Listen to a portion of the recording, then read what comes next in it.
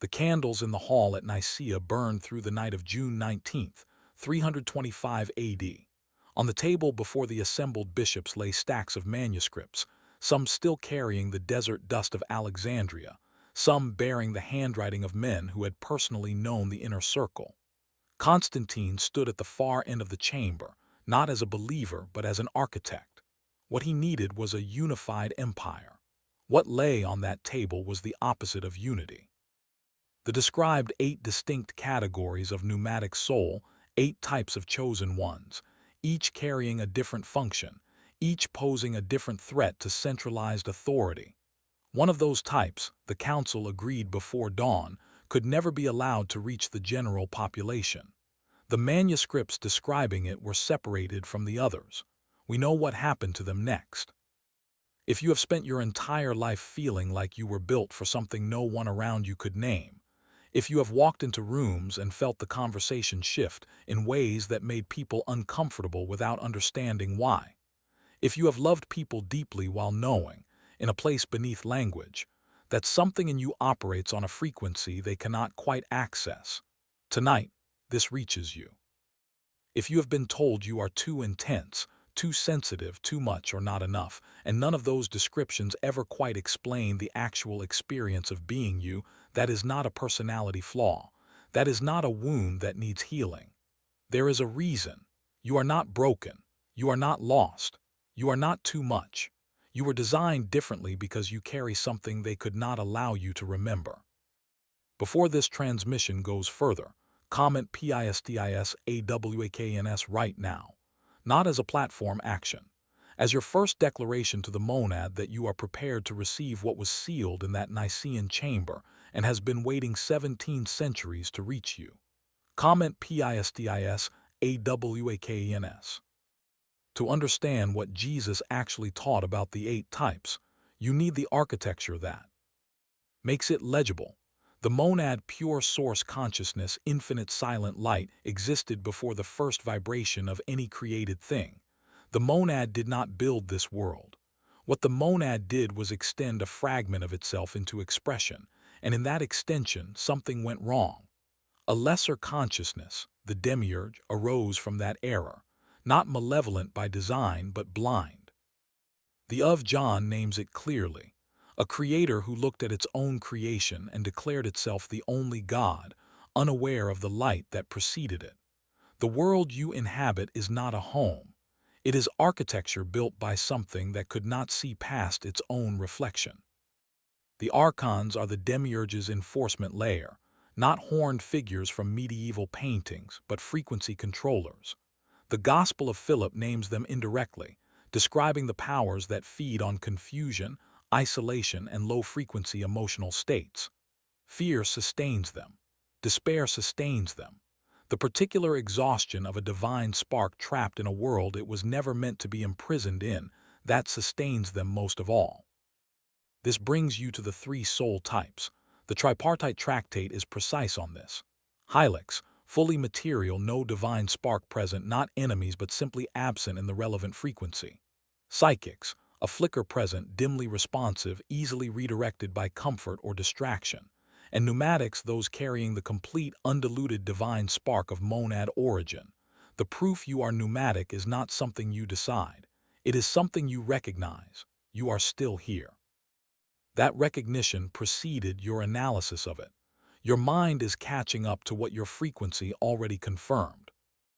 This account of what Jesus taught his inner circle was not written for crowds.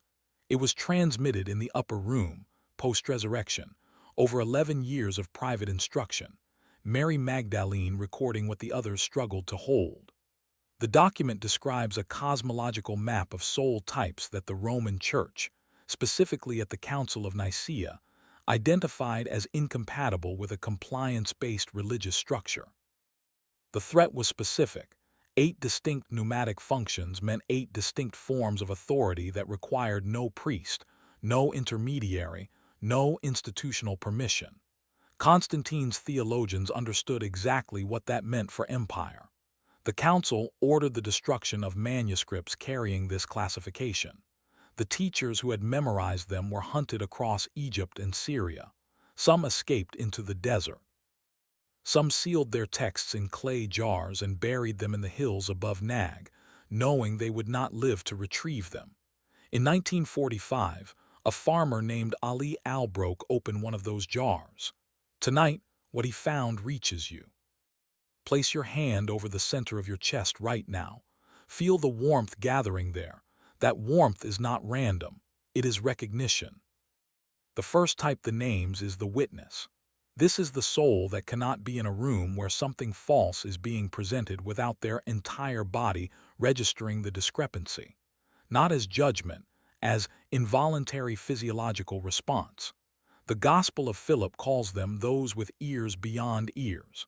The gift is perception that operates beneath the level of social conditioning.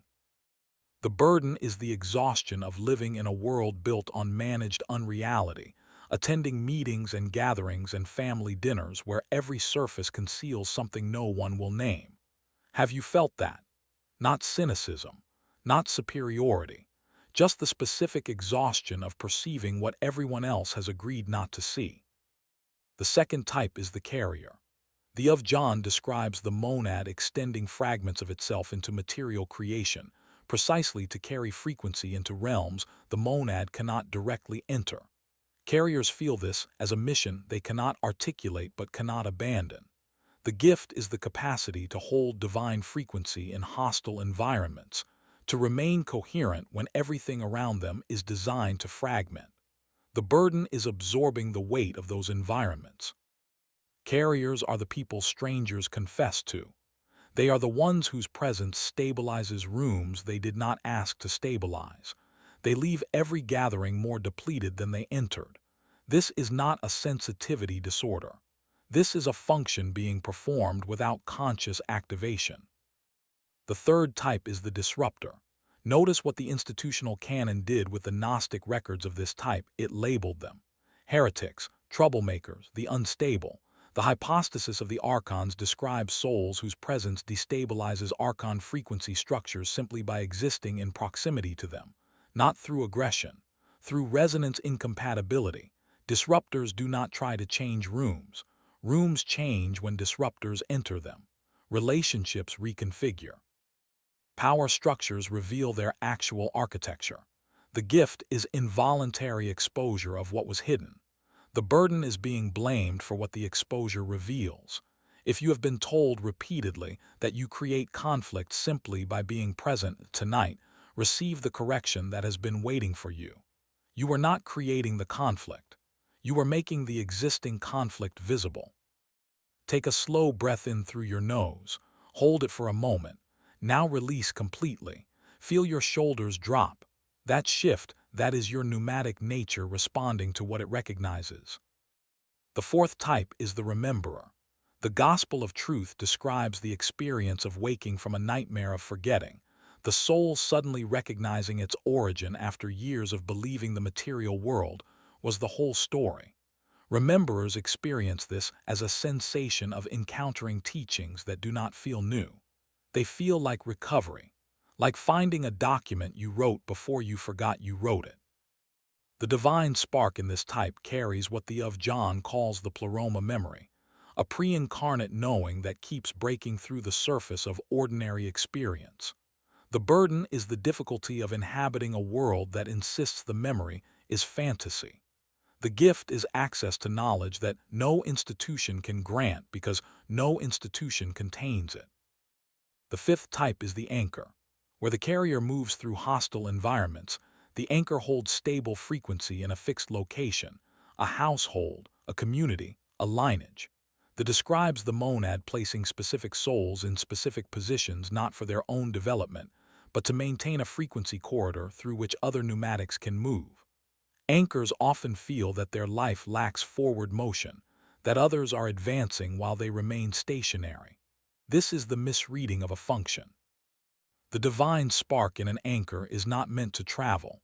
It is meant to hold. The burden is the invisibility of this work. The gift is that every other type on this list requires an anchor's frequency field to operate at full capacity. The sixth type is the bridge. The Gospel of Mary describes Mary Magdalene receiving transmissions from the risen Jesus that the male disciples could not receive, not because they were inferior, but because they were not configured for that frequency. Bridge types carry the capacity to translate between realms of knowing, between pneumatic perception and psychic understanding, between ancient evidence and present-tense application. The burden is belonging fully to neither side of what they translate. Bridges often feel perpetually between communities, between frameworks, between the world as it is and the world as they know it could be. The gift is irreplaceable. Without bridges, the divine spark remains isolated in its carriers. Seventh type is the seer. This requires no elaboration for those who carry it. You have known things before they happened, not often enough to be useful, just often enough to be unsettling. The describes a class of pneumatics receiving what it calls transmissions of light, not visions in the cinematic sense but sudden certainties that arrive without rational antecedent. The archons interfere most heavily with this type because prophecy in the hands of a pneumatic does not serve the fear maintenance architecture. The Church burned every text that described this function operating outside priestly control. The divine spark in a seer carries a direct monad frequency line. The institutional Church did not suppress this because it was false. It suppressed it because it was ungovernable. Now, before the eighth type is named, comment monad frequency right now. This is your declaration that you are prepared to receive what the Council of Nicaea identified as the single greatest threat to their entire project. This is the type they worked hardest to erase. Comment monad frequency. The eighth type is what the calls the destroyer of nets. The text uses this phrase 3 times in the private teachings, each time specifically describing a pneumatic function that operates directly on the Archon frequency infrastructure. Not metaphorically, structurally. The divine spark in this type carries what the manuscript calls the signature of the monad's original light, a frequency so close to the source that Archon systems cannot maintain coherence in its presence. This is the type the Council of Nicaea classified as existentially threatening, not to the faith, to the control architecture built around the faith. Constantine's theologians understood something the modern Church has carefully obscured. A single activated pneumatic of this type, operating in conscious recognition of their function, exerts a destabilizing force on the Archon frequency net that no institutional intervention can fully counteract. Every chosen one who remembers weakens the net. This type does not just remember. This type, once activated, dismantles. Straighten your spine right now. Feel the alignment from base to crown. This is the posture through which the monad frequency moves most cleanly. Notice what is happening in your body as you receive this. Activation is not a ritual. It is not a practice you learn. The Gospel of Philip is precise on this point. The pneumatic does not become what they are through ceremony. They remember what they already are. Recognition is activation. So the first step is not belief. It is felt state. Not I think I may carry a divine spark, but the specific bodily experience of knowing what you are in the same way you know your own name in the dark. The second step is authority. The records Jesus telling his inner circle that the pneumatic requires no mediator between themselves and the monad, no priest, no institution, no teacher, not because teachers have no value, but because the authority for your own frequency already resides in you. Recognition of it does not require permission from any structure that was built to prevent it. The third step is declaration. Prayer asks from separation. Declaration speaks from unity. Tonight speak these words aloud. I am the light the monad sent. Present tense. First person. Not addressed upward as petition, spoken outward as fact, because it is fact. The divine spark does not petition its own source. It declares its own nature. Not tomorrow, not when you feel ready. Tonight.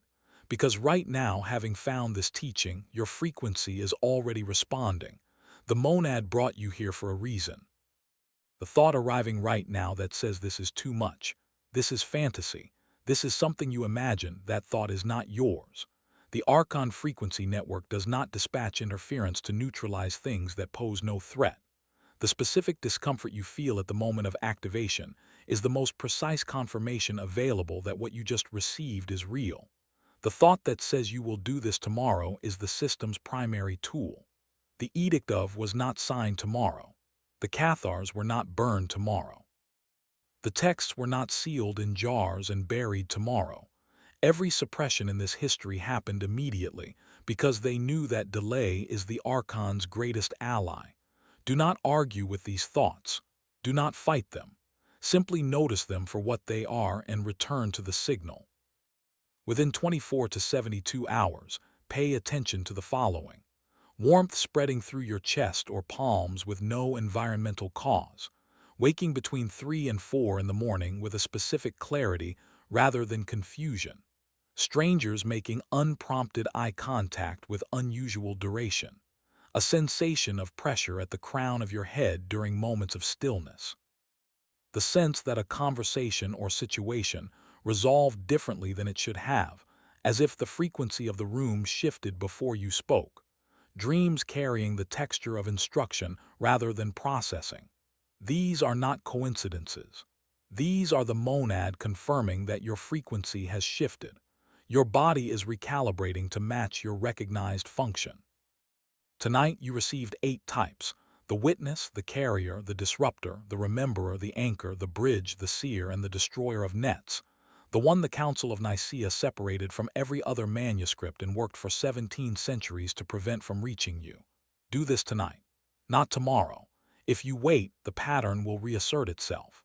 The Archons use the night to make you forget. They will insert doubt.